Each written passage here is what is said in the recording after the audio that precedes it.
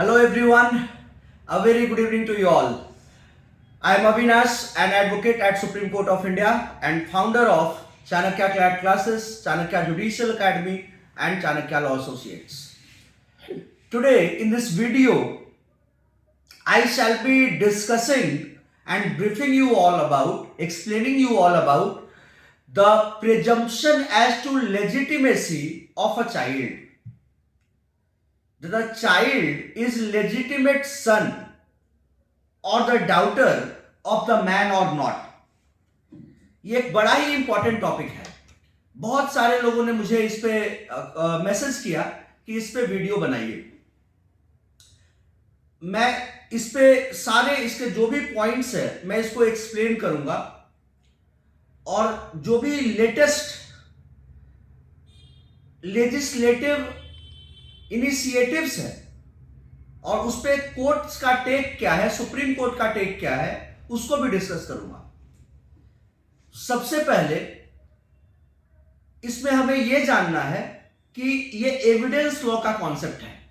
Section 112, section 112 of Indian evidence act 1872 talks about presumption as to legitimacy of a child. Right, कहा जाता है कि कोई भी बच्चा अगर माता और पिता के वैलिड मैरिज के समय पैदा हुआ हो, मतलब जिस समय उसके मम्मी पापा मैरिटल रिलेशंस में हैं तब पैदा हुआ हो, या फिर वो उन दोनों का अलगाव भी हो गया है, तो उसके 280 दिनों तक अगर बच्चा पैदा होता है, ऑफ कोर्स इसमें कंडीशन ये है कि the mother remain unmarried during that 280 days period, then in that situation the child is considered to be a legitimate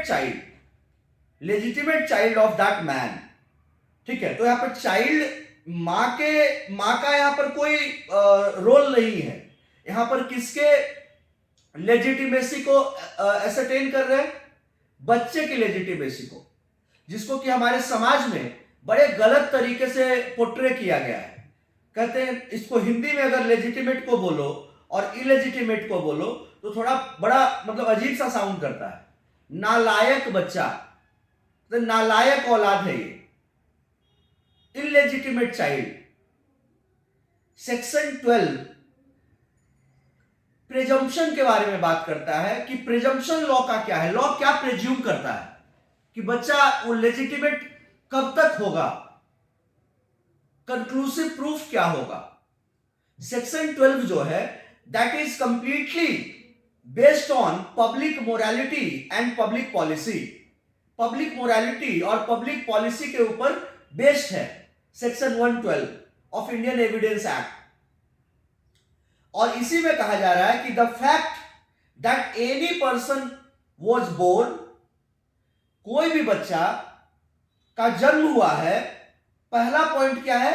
during continuance of a valid marriage between his mother and any man. Any man मतलब जो वहां पर paternity की बात करेंगे, उसके fatherhood की बात करेंगे, कि उसके जो वो मर्द है, मैन है, और उसकी मां के बीच में मैरिज है, during the valid marriage of the man and his mother और her mother. Continuance of a valid marriage, अगर शादीशुदा रिलेशन के बीच में बच्चे का जन्म हुआ है तो माना जाएगा कि वो बच्चा लेजिटिमेट है और ये कंक्लूसिव प्रूफ है। या फिर with in 280 days after it's dissolution, मतलब डिसोल्यूशन मतलब कि डिवोर्स हो गया, शादी खत्म हो गई। शादी खत्म होने के बाद 280 दिनों तक, end of course the mother remaining unmarried. शादी होने के बाद 280 दिन क्यों है मैं बता देता हूं। आप सब लोग जानते हैं कि जनरली 9 महीने में बच्चे का जन्म होता है, पहले भी हो जाता है, 7 महीने पे भी हो जाता है, 8 महीने पे भी हो जाता है, लेकिन मैक्सिमम लिमिट क्या है? तो कहते हैं कि 9 महीने में जन्म होता है। तो 9 महीने को मोटे तौर पर आप कैलकुलेट करो तो 30 गुना 9 कितना होता है? 270। 10 दिन और एक्स्ट्रा कर दो तो कितना होता है? 280। मतलब कि 10 दिन और एक्स्ट्रा दे करके, ताकि मैक्सिमम लिमिट तक जा रहे हैं कि सारा केस इसके अंडर फॉल कर जाए। सारा जो मेडिकल साइंस कहता है कि इसके ऊपर नहीं जाता है, 280 दिन मैक्स है। तो 280 डिजोल्यूशन के बाद, डिवोर्स के बाद, शादीशुदा रिश्ता टूटने के बाद 280 दिनों तक अगर बच्चा होता है, एक कंडीशन है बस कि उस 280 दिनों के बीच में जो मां है वो शादी नहीं की है, वो अनमैरिड ही रहती है, और तब बच्चे का जन्म होता है तो माना जाएगा कि he is the legitimate son of that man, and that shall be the conclusive proof, and that shall be conclusive proof. इसमें कोई डाउट नहीं माना जाएगा कि वो उसी मां का बच्चा है और उसी बाप का बच्चा है, ये कंक्लूसिव प्रूफ हो जाएगा। अब इसमें एक ही एक्सेप्शन है कि अगर बस ये शो किया जाए कि शादीशुदा जीवन में, मतलब पहले वाले पॉइंट में, during the continuance of a valid marriage husband और वाइफ का कोई एक्सेस ही नहीं था, हस्बैंड और वाइफ का कोई एक्सेस ही नहीं था, and at any time when he could have been begotten, और तब बच्चा जन्म ले लेता है, तब सवाल उठ जाएगा।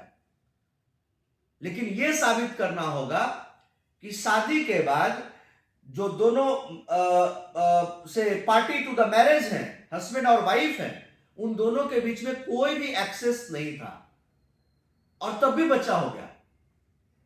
मतलब वाइफ कहीं और है, हस्बैंड कहीं और है, कभी भी सेक्सुअल इंटरकोर्स हुआ ही नहीं, एक्सेस ही नहीं था, और तब भी बच्चा हो गया, तब उसको लेजिटिमेट कैसे बोलोगे? तब वहां पर सवाल उठ जाएगा, राइट? तो ये एक एक्सेप्शन में है।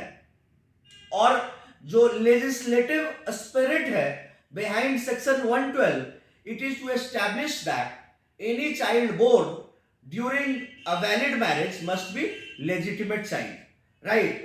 Law does not presume dishonourable or immoral actions unless conclusive proof can be produced for the same। बिल्कुल सही बात है।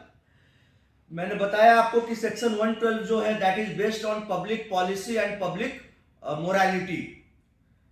नॉन एक्सेस का भी मैंने बता दिया कि अगर एक्सेस नहीं है और तब बच्चा हो जाता है, तब सवाल उठ जाएगा भैया। लेकिन ये प्रूव करना पड़ेगा बियॉन्ड रीजनेबल डाउट कि उन दोनों का कोई एक्सेस नहीं था, राइट? सिर्फ not it can not be proved only on the basis of just mere probability, on the balance of probabilities, right? DNA test को लेकर के एक बहुत मतलब कि बड़ा विवाद है, लेकिन सुप्रीम कोर्ट ने इसको अलाउ किया है, राइट? पैटर्निटी एसरटेन करने के लिए। आप एनडी तिवारी के केस में भी देखा होगा, आपने नारायण दत्त तिवारी के केस में भी देखा होगा। डीएनए टेस्ट हमारे इंडिया में सुप्रीम कोर्ट ने भी इसको बोला है, and it is a conclusive evidence, and it is an admissible evidence, conclusive admissible evidence in the Indian legal system, and it has been recognized by none other than Indian Supreme Court. But at the same time, the introduction of DNA technology has faced severe and extensive criticism also, that it violates the fabric of Article 21, which talks about right to life, right? And Article 20 clause 3, which talks about right against self incrimination of the Indian Constitution। मतलब कि article 21 को भी लेकर के बोला गया है कि आर्टिकल 21 को ये वायलेट कर रहा है, डीएनए टेस्टिंग आप कर रहे हैं, राइट टू लाइफ को वायलेट कर रहा है। और 20 क्लॉज 3 जिसको कहते हैं self incrimination, that is right against self incrimination. Article 21 में क्या बोला गया, पहले राइट टू लाइफ को देख लेते हैं।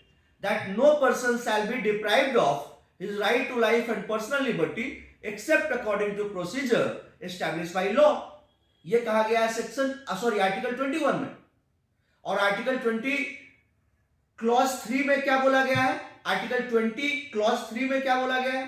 Self incrimination, that no person accused of any offence shall be compelled to be a witness against himself. किसी भी अक्यूज्ड बंदे को जो कि एक ऑफेंस का अक्यूज है, उसको आप कंपेल नहीं कर सकते to be a witness against himself, कि वो अपने आप के अगेंस्ट में विटनेस बन जाए। तो बोला गया कि डीएनए टेस्टिंग आर्टिकल 21 और आर्टिकल 20 क्लॉज 3 को वायलेट करता है। तो डीएनए का एक मतलब कि इसको क्रिटिसिज्म भी बहुत मिला है, बट इंडिया में डीएनए का जो टेस्टिंग है उसको सुप्रीम कोर्ट ने एडमिसिबल बोला और कंक्लूसिव बोला है, राइट।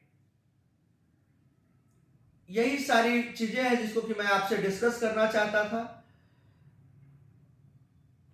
सेक्शन 112 में, that is presumption as to the legitimacy of a child, तो इसको मैंने इन टोटलिटी मैंने डिस्कस किया है। I hope that you won't be having any doubt henceforth after going through this video. अगर एक बार में नहीं, थोड़ा बहुत दिक्कत होगा तो दोबारा देखिएगा वीडियो को, आपको एग्जैक्ट समझ में आ जाएगा इसमें क्या ये सेक्शन क्या बोल रहा है, प्रिजम्पशन क्या है लॉ का as to the legitimacy of the child, right. Thank you everyone for watching me, and कोई भी टॉपिक पे आपको डाउट हो, किसी भी कॉन्सेप्ट को लेकर डाउट हो लॉ में, please text us, will be happy to prepare a video on that particular topic. Thank you everyone for watching me. Jai Hind.